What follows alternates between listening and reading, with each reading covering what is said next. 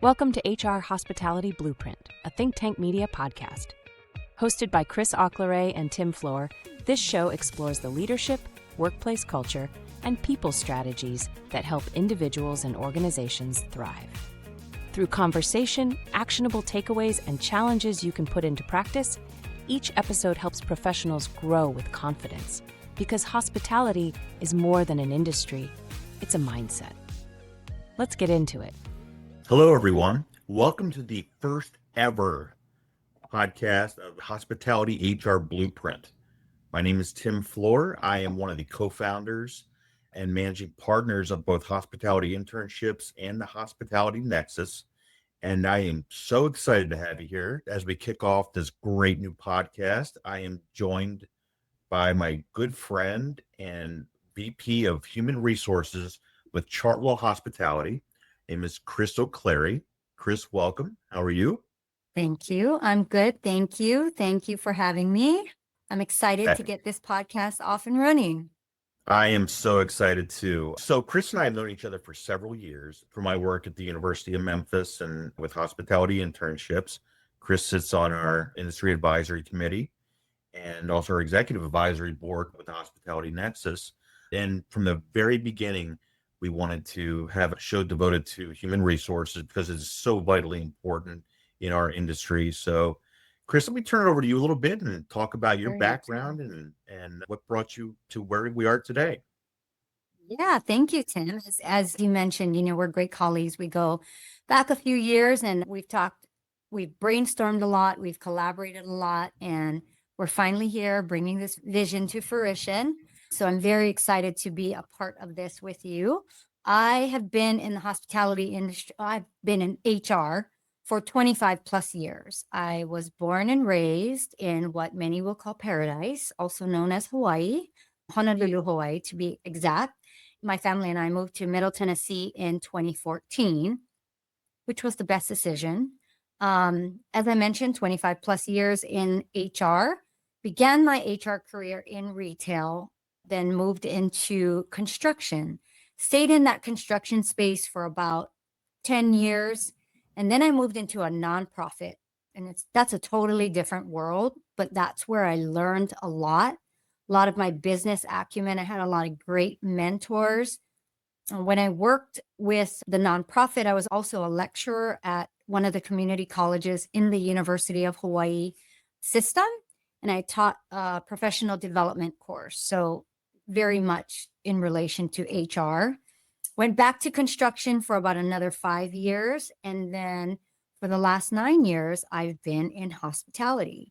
This is the first time I've been in hospitality doing HR, although HR is pretty universal. But I've been around hospitality all my life growing up in Hawaii. Hospitality and tourism is the number one industry there. So. Excellent. I do have a pretty diverse background in HR myself. So I came up in the hospitality industry and started at the age of 15 in Omaha, Nebraska, and with a company that was later bought out by Marriott. And so worked my way up several positions within the industry, started out as a economics major at the University of Nebraska. And then when my family moved back east in 1994, I transferred to the University of Delaware's Hotel, Restaurant, and Institutional Management program, knowing that I wanted to immerse myself in the industry. So, fun fact, I had no idea that until many years later, and this might make me sound pretty stupid, but the Hotel, Restaurant, and Institutional Management program was in the College of Human Resources at the University of Delaware. So it wasn't until 2011 when I was going for my master's degree, my MBA at Drexel University, when I was going through my college transcripts and saw that I had a BA in human resources. I was just thinking it was HRIM, and I felt really stupid for doing that. And I guess I'm being vulnerable here in front of the entire audience. But so I have my bachelor's is in human resources with a concentration in hotel restaurant management. Worked my way up through quite a few different organizations in the hospitality industry. And before I transitioned to academia, and I've been teaching HR and professional development, just like what Chris has done in her past. I've been doing that at the University of Memphis now for about the last 8 or 9 years now. So, Yeah. so that's where we met. When I was, Yes. yeah, when I was looking at our internship program, I was connected with Chris, she's middle part of the state, and of course in Memphis on the western part, and yeah, so we've worked together in a lot of different initiatives, and here we are today. And Tim, you've passed some great students on to us that, started their their hospitality careers with us as interns, and then MIT's also managers in training, because we do have properties out in South Haven and the Memphis area, West Tennessee. Mhm. And, those individuals, we have one now, but, those individuals have grown with our company. And I'm glad that we are able to collaborate together. I like to surround myself with um, smart people like you, Tim. And so I think the better two is better than one. So, more Agree. thought processes, the collaboration, Mhm. all of that, just the networking and the resources that you put together is so powerful. You mentioned the fun fact about you. I'll tell you a fun fact about me. When I am not in human resource mode, which is most of the week, right? I'm a Tennessee Titan fanatic. So that's not a really good thing right now. It's very tough to be a Titans fan right now. But I've been here before. I've sat through the 2-14 seasons and the 3-13 seasons. And so Mhm. I don't know how to just be a fan or just how to watch the game. I'm like super passionate. So, needless to say, Sundays are often, I'm very angry on Sundays, Right. which takes a lot to get me mad. But that's just kind of a fun fact about me. People would never think that looking at me. Right. I see your posts. I see the everything on Sundays coming from you. And at another fun fact, at the time we're shooting this, I believe they're 0-3. Um, They that are. hopefully by the time this airs, they'll be, you know, up to 3-3. You never know. We're gonna have to. We're gonna Hopefully. have to. Yeah. Um, but I am not nearly as big of a Titans fan. Most of my time early years were spent in the Baltimore area, so I'm kind of gravitate towards the Ravens and what formerly the Redskins Commanders, but more of an East Coast guy. But nobody's perfect, I guess. Yeah. Well, no, I mean, it's not bad to be a Ravens fan. I mean, they're good, right? Yeah, there are. Um, so tell us about Chartwell Hospitality. For those watching this for the first time, Sure. tell us a little about the company and where you're, some different places you're located, and Yeah. about you. So Chartwell Hospitality, we're a development and management company. So what that means is we develop, own, and manage various hotels, both Mhm. select service properties, select service meaning, properties like Courtyards or Hampton Inns or Town Place Suites or Hilton Garden Inns, not your full service, where your full service hotels, Hiltons and Marriott's, have large meeting spaces. They have different outlets like, restaurants or spas, or they do room service, can hold large events. But we develop and we own and manage some of those properties. We also develop properties, and sometimes we sell those properties off. And when we do, for example, Apple REIT is a big ownership group that we work with. We sell properties off to them and they retain us as a management company. And that's called Mhm. third party management. So we have our own properties that we manage, and then we also third party manage for several different companies, Apple REIT being one, Rockbridge being another. While I would say almost 50% of our portfolio is in the Middle Tennessee area, and when we mainly build Hilton and Marriott brands. But recently, we've taken on some management contracts that we are now managing some Hyatt places, one being in Memphis. Okay. And also IHG, a Holiday Inn, we just started managing um, just earlier this summer. So, Mhm. we have properties as far east as New York, and then we have properties as far west as Colorado. And in between, we have Georgia, Texas, North Carolina, Oklahoma, Iowa, Missouri, Kansas City, Missouri, South Haven, which is, not very far from you. So, Hmm. but again, 50% of our portfolio is in the Middle Tennessee area. Very good. And we know in the hospitality industry, HR is so important, which is why we together for this podcast. There's so many things that we can talk about. What gaps do you see, or what things in HR do you think specifically we're going to touch on and to let our listeners know more about? As I mentioned, HR is pretty universal, right? So many topics that we can get into.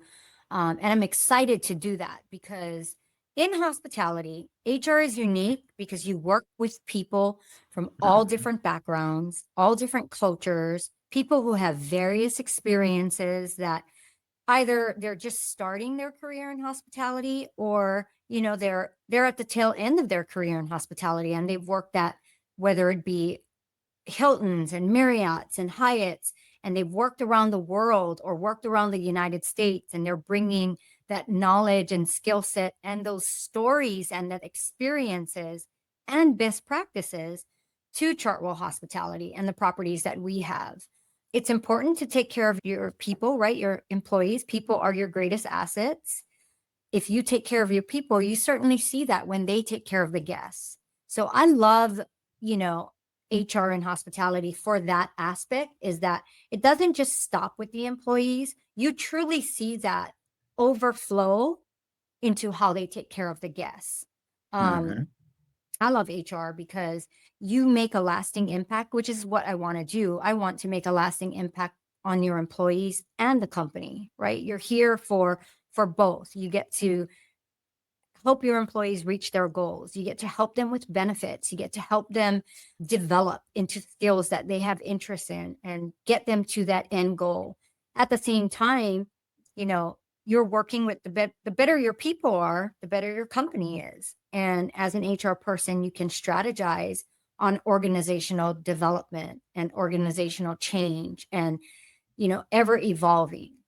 Um, you talked about gaps in HR. I mean, today there's so much that we deal with in HR, right? Just from recruitment and retention, right? Recruiting is so hard because not only are there hospitality is one of the number one industries in the world today, right? I mean, you're not just talking about hotels, but you're talking about travel, airlines, restaurants, anything service related. Mhm. And so finding good people and retaining that talent can be a challenge, but it can be Mhm. also very exciting when you do get those people. Um, when I talked about working with different cultures and different backgrounds, you're also working with different generations. And a lot of that challenge is helping those generations work together, helping them Mhm. understand each other, how to communicate to each other. How does a, 18-year-old who's still in high school or maybe just about to graduate, but working, as a houseman or a Mhm. housekeeper or working in the restaurant, how do they relate and how do they work successfully with, say, a manager who's, in their fifth decade in the industry? How do they work together as a team? How do they help each other grow? How do they help each other see different visions? That's a gap. Technology, as we move into AI, which can be very beneficial to a lot of Mhm. us, but it can also be a challenge and can harm your organization if you don't use the proper training for your Mhm. employees and put proper guidelines in place. I think effective training and development is key. The number one reason people stay with a company is professional development and growth. Mhm. And the number one reason people leave is for professional development and growth. Lastly, it's the ever changing landscape of the labor laws and the labor requirements that are continuously, you're not just dealing with the federal labor laws, but each state that you operate in has different labor laws and requirements that you have to adhere to as well. You brought up some great points there, and these are things we touch on in the classroom, and you do it every day. And what you do in industry is might be working with people from 4 or 5 different generations. So multi-generational workforce is one Yes. thing. Plus, as diverse as we are from coast to coast here in the United States and across the globe, I mean, you really can't. A one-size-fits-all approach doesn't necessarily work. So you bring up some great points there. which I think one of the reasons why we're launching this show is our industry is so culture first and people first. And a lot of people forget about that. We look forward to doing this so we can help people walk away with some tangible tips and some things from each and every episode that we can impart on them. So I'm really excited about this. Yeah, I'm really excited about that too. I'd like to, I mean, I luckily as an HR professional here, I at firsthand can see, I can take an MIT, for example, right? A manager in training. We have one here now from the University of Memphis. Hmm. And he interned at the Peabody, but he's now a manager in training with us. And we're hoping this will be like the 20th success story, right? You take them from day one. And some of them, they don't know anything about hospitality other than what they've learned in school. So just exposing them to the different departments and areas of hospitality and helping them find what they're passionate in and what they want to start their career in, and then watching them grow through that journey. But I think with this podcast, we can do that from afar to a lot of different people. And I think, HR in hospitality is special, but HR in general, there's a lot of takeaways that even if you're listening to this podcast and we thank you for that, or watching this podcast and you say, you know what, I want to make a change to hospitality. That's great. Or I'm in hospitality now, but I'm not sure that I want to stay in hospitality. Well, we hope that these HR tips will just better you as a person in general, right? Whether you are just an employee starting out in the workforce, or you're a manager, or you're a leader, we want you to be the best at what you are at this stage in your life. And we think HR tips can help with that. I agree. And again, it's one thing so many companies don't make that investment in their people. And then they wonder why they up and leave after, if only being there a short time. I think the workforce is demanding more right now. And I'm just really grateful that bringing on people like you and some of the guests we bring on the show will be able to highlight that and hopefully get people thinking about how can we make our team better in the long run. That's what excites me about this. So many people, I think, get it wrong in the hospitality industry. You have to be profitable. You have to look at the bottom line, but really how you get there is so important. You got to take care of your people. I really hope some people will be able to walk away with some better ways to be able to do that. Yeah, I'm really excited. I mean, there's so much that we can talk about, right? And I think that, in our upcoming episodes, I think it's important to focus on that onboarding process, right? And from how do you take care of your people from the minute they walk in that door on day one? It's not Hmm. just, here's your uniform, here's your job, this is your department, go do your job. There's an Hmm. onboarding process, right? And onboarding, it's not just day one or week Hmm. one. I mean, truly, it starts from your pre-hire process. And I always say it goes through day 90. And you want to make sure that, you have an open line of communication with your employees, that you're there for your employees, that you're visible for them, that they understand exactly what their expectations are of the job that they signed up for, and that you're giving them the proper tools to do their job successfully. So, we're going to talk about all kinds of things in this podcast. We'll talk about onboarding. We'll have special guests coming up. There's a lot of, also when people think of hospitality or hotels, they just think of maybe the housekeeping staff and the front desk staff, right? Because that's the most visual people in the hotel. But there's so much more to hotel operations than just that, right? Like, sales. I mean, your hotel can't be successful unless you're selling. Revenue management. And what is that? A lot of people don't know what revenue management is, or the strategies that go behind the rates that you set per night. Operations, we have so many success stories of, I needed a job in college. I started as a dishwasher, or I started bussing tables, or I just started as a housekeeper. And I just was like, you know what? This is kind of cool. I'd like to make a career in that. Then they changed their major to hospitality management. And those are the success stories for like our COO here, several of our VPs of operations, our regional managers. And I can talk about it, but that's not my experience. So we will have those special guests come on and tell their story. As I mentioned earlier, we build hotels, we own and operate them. So currently in Middle Tennessee, we have 4 under construction.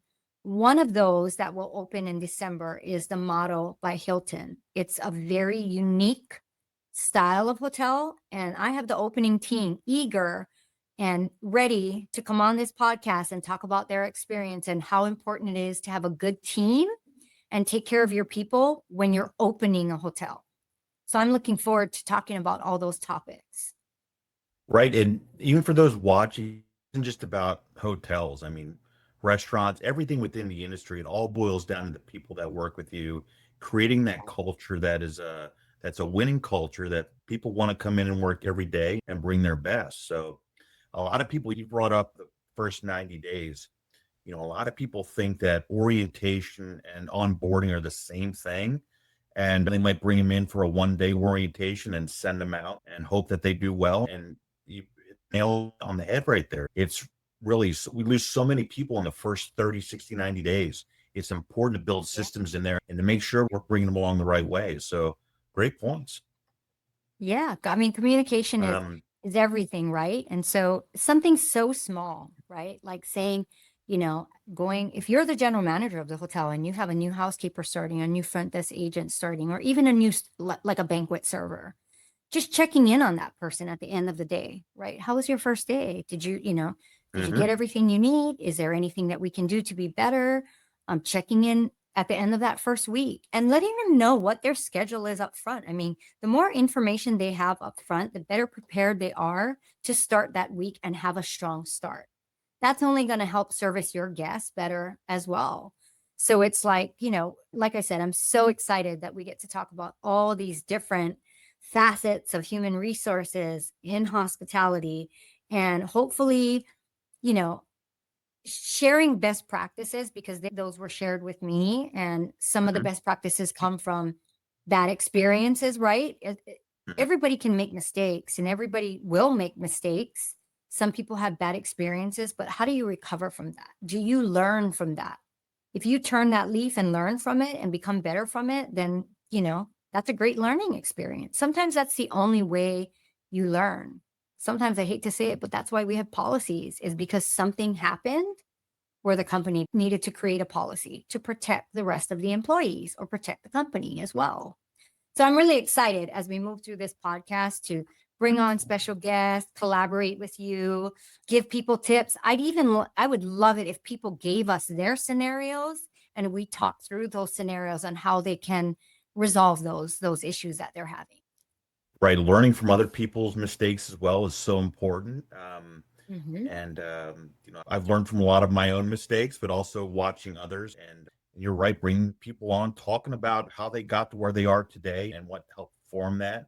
We all make mistakes every single day, and but to be able to turn that around in a positive way and learn from it, and not only learn for you learning from it, for others within your organization. So I'm a huge proponent of pre-shift meetings, huddles at the beginning of a shift where we talk about things that happened the shift before and what we're looking forward to, that, during that maybe upcoming shift, and just learning from everyone else and what they're doing. So that's what I think is helps create a winning culture.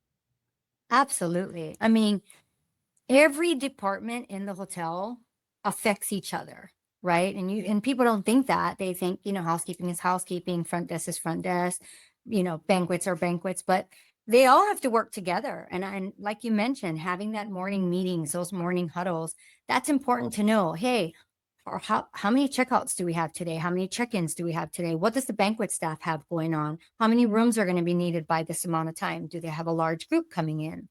How is maintenance affected, right? How many rooms are out of order?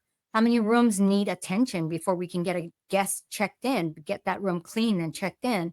So we're so excited to talk about how all these different departments kind of work through. And that's the beauty of our manager and training program, is that the candidate comes in and they're like, nope, I want to be an operations manager. I want to be a general manager. This is what I want to do. I don't want to do sales. I don't want anything to do with sales.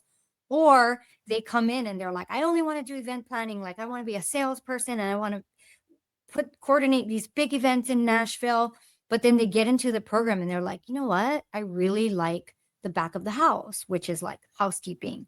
or I really like, working with the front desk team, or I like both of it. I like working in a full service hotel where I can be a director of rooms and that they oversee both rooms and front desk. And we can talk a little bit about that for people who don't know too, is the difference between a full service hotel and that staffing model, and then the difference between a select service hotel and that staffing model, and what, the responsibilities of the GM, while overall it's the same, is to run a successful hotel.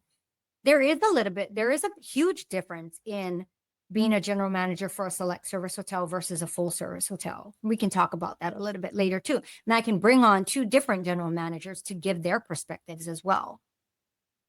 And I can tell, yeah, I can let everyone know now, like from I've done at the University of Memphis and their internship program, and working with Chris and her team.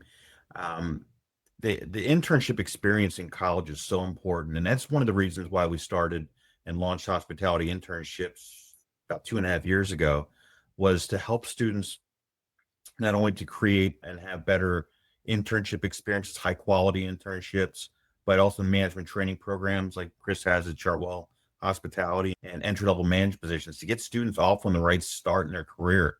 I know for a lot of people, the hospitality industry is a accidental career at times. They start with it maybe in high school or college. It happened to me, and I just fell in love with it. I mean, it wasn't what my Yeah, plan was for when I was a kid, but I mean, it's a phenomenal industry, and the it amount really of is. opportunity. Yeah, I mean, the amount of opportunities I've had, and to travel and to meet new people and experience new Yeah. things has been phenomenal. So, I'm excited for our guests, for our listeners, for everyone who's joining the Nexus, and being able to connect with people from across the globe. Just, I mean, the world really is your oyster, and there's so many opportunities out there. This show would be one example of that. There's almost an unlimited amount of topics to talk about with HR. It And really is. Yeah, so You think, you're in the industry for 25 plus years and you think you see it all, but there's something new every day, or there's always something new or something new coming up that you have to deal with. And mhm. then you said, well, that one's new. Or, I even have labor attorneys that I consult with, and they're like, Never I seen that never one had before. this issue. Yeah, never heard of this one before. And I'm like, what? Like, you're about to retire and you've never heard about this, So there's you're absolutely right. It's so fun in hospitality because of the different backgrounds, and you have the opportunity to really make someone's trip so special, Hmm. right? And having that positive culture is so important, because when you hire employees that really buy into your culture and align with what you believe and your vision is, I mean, they then take care of the guests, and the guests want to come back. And you have a good culture when you have a lot of referrals, when people are proud to say where they work at. And that's what we want, and we strive, and we work really hard at Chartwell, is to create that very positive culture. We have a good reputation in Nashville, and a lot of we always ask, like, what do you know about Chartwell, especially in the Nashville area? And they say, well, I have a lot of friends who, have worked for Chartwell in the past, or I know someone and they told me I was moving to Nashville and they said, hey, you really need to look into Chartwell Hospitality. They're such a good company. And that makes us feel so good, because we strive for that. Our employees are important to us, and it's important that they're proud of where they work. Absolutely.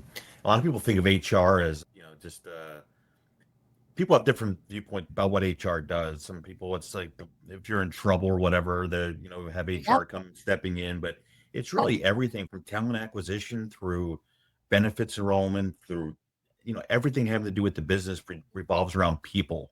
So all these are all the things that we'll be talking about on here. So anything else you'd like to discuss before we sign off here for the first episode?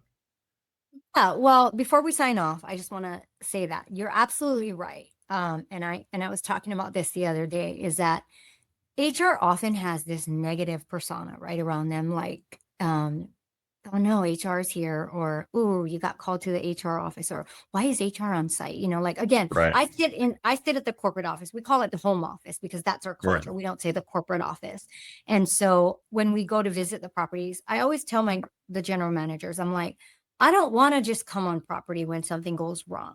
Like, invite me to the things like your employee of the month celebrations, or, when we open a new hotel and we have our first anniversary celebration, or that hotel receives a certain award, maybe like top 5% in Hampton or top 5% in Hilton, which proudly some of our hotels do get those awards repeatedly, um, by both Hilton and Marriott. And so I like to just show up. I like to just show up just for fun. I like to show up for various training topics. Sometimes we just go and we hang out and we sit there and we answer questions about benefits and we make ourselves available to the employees. Chartwell's a little unique because we have, say we have 40 properties. We're close to 40 properties. 10% of those properties are full service hotels.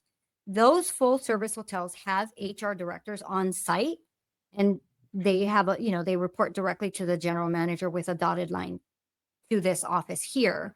But for the select service properties, the rest of the 30% of the hotels, or the 30 hotels that we have, I'm the HR person. It's myself, and I have an HR director here with me. His name is John.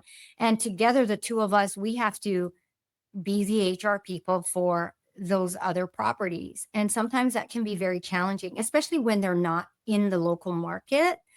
But I don't want them to just hear from us when things are bad. I want them to hear from us all the time. I want them to know that we are there. We're a resource, human resources. You are a resource for your employees. If you have a question, if you have an idea, if you have a suggestion, that's what we want to hear. We want to hear from you. Whether things are good or bad, we want to know, hey, you're so pleased with us, you love working for us, or hey, I think you guys can do this better. We like to hear that from our employees. So I like to change that stigma of HR is on site. Oh, what did you do? Yeah, I don't like to. And I like to think that at Chartwell Hospitality, I'm not known to be that person. So, Right. but before we sign off, I wanted to thank everyone for tuning in and hanging out with us. We hope that you come back.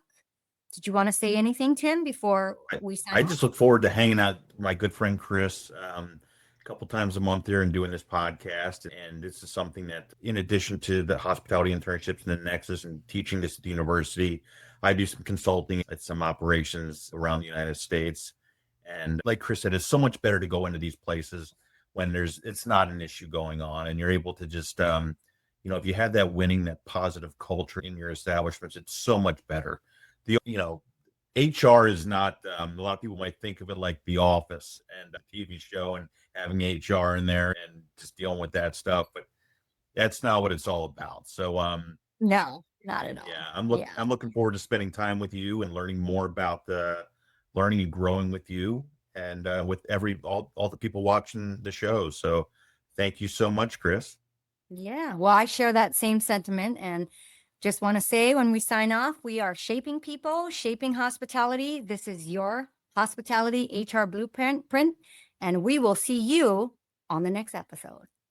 Thanks for spending time with us on HR Hospitality Blueprint. Part of Think Tank Media and Hospitality Nexus, a global, human-first platform connecting the hospitality ecosystem in one place, like a career fair that never closes. Watch all episodes at hospitalitynexus.org. Until next time, keep building people, strengthening culture, and elevating hospitality.